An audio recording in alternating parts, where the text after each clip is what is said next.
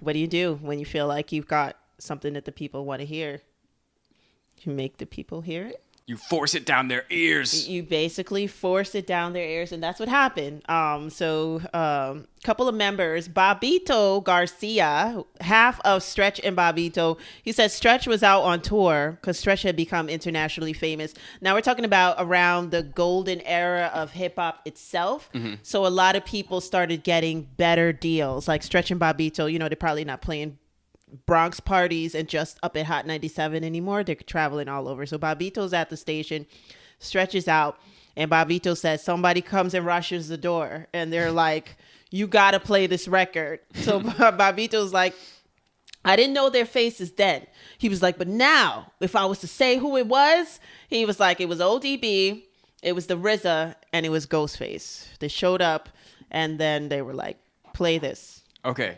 Yeah, so we should introduce the other members now, because we've only really talked about the three cousins. Yes. So, all right. So the RZA and the Jizza, they start jizzing and rizzing, and then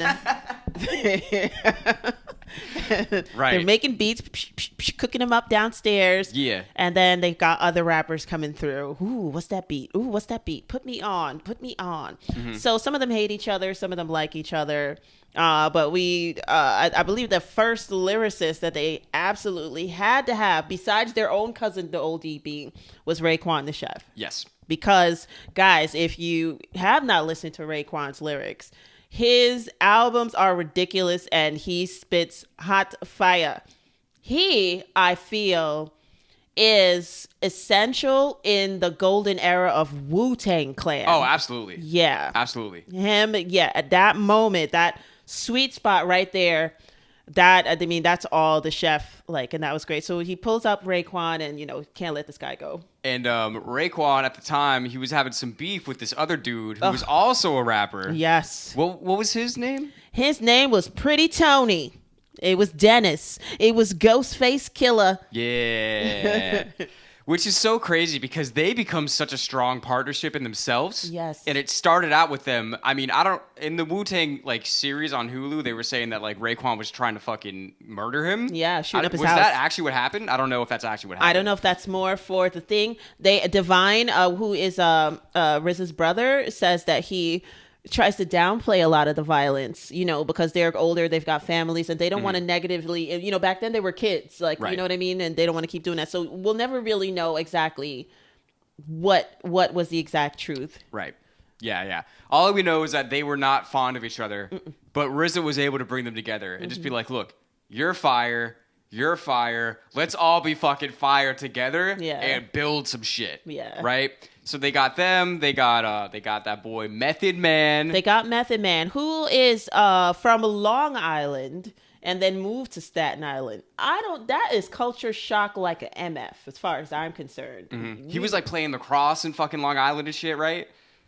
What happened, dude? And then, What happened? And then ends up in Staten. Something happened. Moms. I don't know. I would have done anything to stay on the island. But Method Man would have had a whole new father. But we're staying here. We're never leaving. We're not going to Staten. Anyway, so he goes from Long to Staten. But this kind of explains why he sticks out so much from all of them. Yeah, a little bit. Why he's the crossover. Yeah. Why he's I don't want to say most successful, but he's the most known. It probably is, right? The most successful? I mean, commercially successful, probably. I mean, yeah, definitely. Not even music. I mean, he's done, now he's an actor. He's been in movies. He's done so much shit. Mm-hmm. And he's one of those people, I feel like people that don't even know Wu-Tang, they probably know his face by now. Exactly. I mean, he's been all over the place. Yeah, exactly. He's on Power Book 2 Ghost. It's coming back this fall. He's doing a great job on that show if you want to watch it Shout with me. Shout out to that. But, and then this also makes sense, his songs, right? How his songs come from so many different styles of music, right? Mm-hmm. Method Man starts with, hey, you get off my cloud. That's Rolling Stones. Yeah. You know what I mean? So now we know why he sticks out so much. Sorry for chomping, guys, in your ear. Now we know why he sticks out so much. So Method Man comes along. And then you've got some others as well. You got Inspector Deck. You got Inspector Deck. You got You God. I want to... Capadonna doesn't come in. Some of these dudes messed up and went to jail. Yeah. right around the first album. Yeah. Right? Which is Enter the Wu-Tang, right? The 36 Chambers. So some of them that we mentioned that you kind of don't know or feel like you don't want to mention, they were essential members. They just were kind of on some knucklehead stuff. Yeah. And went to jail at the wrong time. So weren't there for the promotion and the this and the that and the lyrics actually on. Right.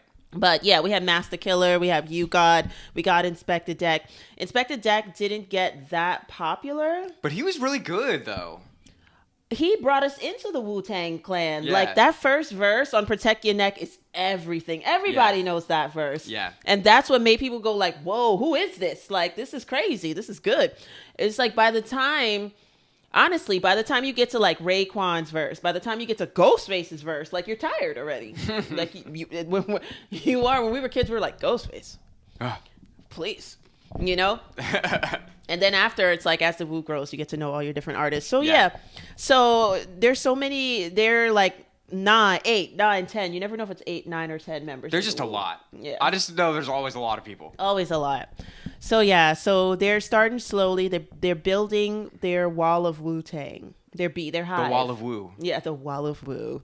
They're building it little by little, brick by brick. So they got all their players. Nobody's trying to kill each other anymore. They're all trying to get along. Exactly. Yes. So emphasis on anymore. And they get on this record, and you know, while they're going along with it, they're still kind of questioning it, but they're living it at the same time. Yeah, I'm glad you said that, because I want to say, so again, this is really all these people were really good at rapping, but they didn't have the vision of what it could possibly be. Yeah. RZA was the one that had that. RZA's the one that brought them together. Mm-hmm. And RZA was like, yo, listen to me. I got a 5-year plan. I'm the captain of this fucking bus. Uh-huh. You just get in the bus. If you listen to me, we'll go number 1 in 5 years. And it's like, it's crazy now because that did happen. Yeah. And like hearing that, you're like, yeah, you know, it's almost like you think of, you know, hindsight's 2020. It's like, yeah, of course that would happen. But like you say that to these fucking kids for the projects, I'm sure, well, Ghost and Ray for sure were just like, all right, bro. Yeah. There's no way they fucking believe that, but it's like, I mean, what do they have to lose by trying? Yeah, like what else are you going to do? You have something to do today? You have something else to do? Yeah, so it's like, all right, well, we might as well just fucking go for it. What else are we going to do, right? Yeah, you know, because they were all at kind of like weird points in their life. A couple of them are on probation. A couple of them just lost a job. And it's like, do you really want to go back to work? Like, or, you know what I mean? Do you really want to go back to the streets and hustle? Right. Like, or do you want to do this shit? Exactly. Like, why not come through and hone in on your skills at least? Yeah. You know? At least be the greatest studio rapper ever. Shoot. So, I have a question for the people at home. Yes, Dan? Are you ready? We're ready, Dan. To enter. We are. The 36 chambers of death. There's 36 points in the body. You know what I'm saying? Only 10 degrees apart. You know what I'm saying? So, the woo is the way and the tang is the slang. You know what I mean? All right. So this is the thing that's so cool about that album. Is that it was made in RZA's basement. Yes. Right? And it sounds like it was made in a dirty basement. Yes. And I fucking love that. Yes. Because this is something we talked about in the Def Jam podcast, how like punk rock and hip hop are basically the same thing. Mm-hmm. And for me, like I listened to a lot of punk rock in middle school, like Sex Pistols, Clash, Minor Threat, all that shit. Mm-hmm. I didn't really get into like hip hop too much until I was in high school. So I already knew all this punk rock shit.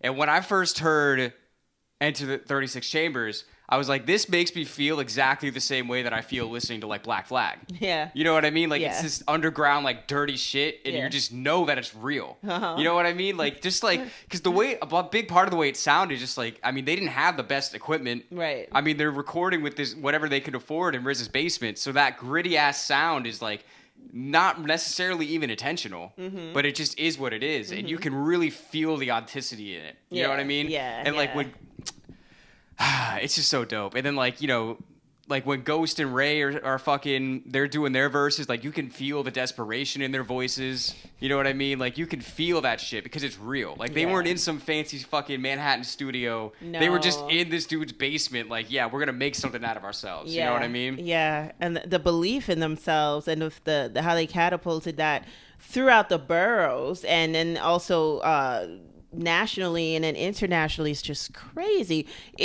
Like the Wu swept like wildfire. I was a little girl, and then it's like you're looking at a show, and then Method Man's up there, and then you're just like listening to the music, and then all of a sudden everybody in the crowd is like, so, and you're like, what the like, what's going on? How am I missing out on this? And it's like hip hop is that kind of thing where like back in like the 90s and like the early 2000s, you wanted more underground stuff. You were happy to dig in the crates. Like you wanted to be the one that discovered a song at like 2-3 o'clock in the morning, be like, yo, you know what I heard last night on the tape? Like, Right. you know, you wanted to be that person. And a lot of the times when I was really little, the Wu-Tang Clan would pop up in those underground things. You'd be asleep and then you just wake up and you just hear like rhymes. You'd be like, who is this? Yeah, whoa. What is this? Yeah. So crazy. But yeah, like, I mean, despite who they knew, they actually did do the work, you know, the footwork. And that's a crazy thing too. There's a lot of things that probably won't happen anymore in hip hop.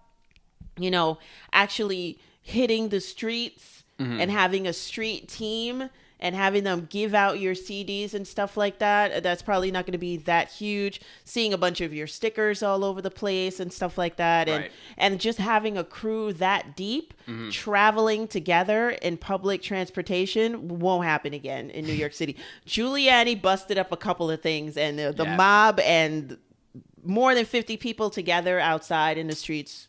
Never, ever, ever, ever again.